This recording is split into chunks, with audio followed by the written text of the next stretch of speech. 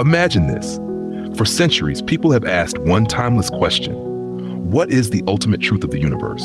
Every culture, every philosophy, every religion has tried to answer it in their own way. But in modern science, this quest has a special name, the theory of everything. It sounds bold, right? A single explanation for all of reality. Let's start with what we already know. Today, our understanding of the universe rests on two giant pillars. The first is Einstein's general relativity. It explains the big picture, planets, stars, galaxies, space, and time itself. The second is quantum mechanics. It rules the tiny world, atoms, particles, energy at the smallest possible scales. Both are brilliant in their own domains. But here's the problem. When we try to combine them, they don't agree. Take a black hole, for example. Relativity tells us how its gravity bends space-time. But deep inside at the singularity, quantum mechanics should take over. At that point, the math breaks. Equations spit out infinities. Our two best theories simply refuse to work together. And that's why scientists believe there must be something deeper, a single framework that unites them both, a true theory of everything. Now, this quest isn't new. Science has already unified forces before.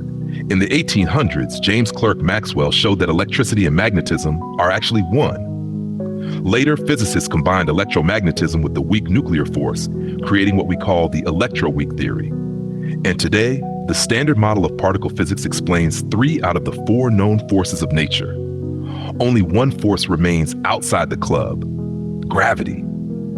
And gravity is the toughest nut to crack.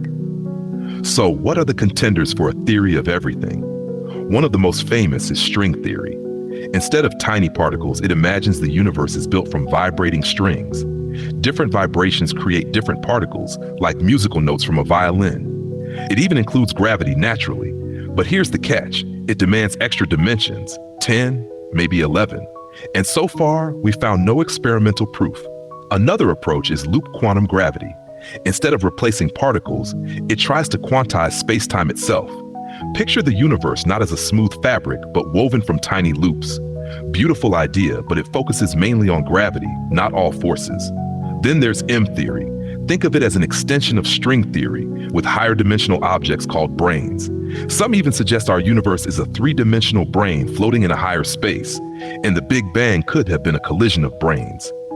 Finally, we have grand unified theories. They try to merge the 3 non-gravitational forces into one.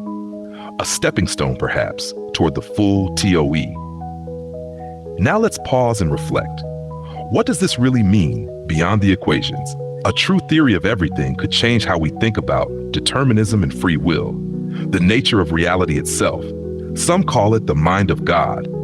Others see it as replacing the need for any divine creator. But here's the twist. Even if we find it, would that really be the end of physics, or just the beginning of deeper questions? There are challenges, of course. Testing these theories is incredibly hard. The energy scales required are beyond today's particle accelerators. Black holes are too far and too extreme to probe directly, and gravity is just too weak compared to the other forces. So for now, we live with elegant mathematics, but no decisive proof. Where are we today? We've discovered the Higgs boson. We've detected gravitational waves. Quantum experiments keep pushing boundaries. Step by step, we're inching forward. And maybe the final answer won't come from one genius, but from generations of gradual discovery. My personal view?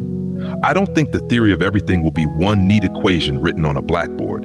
Instead, it may be a web of principles, layers of reality nested inside one another.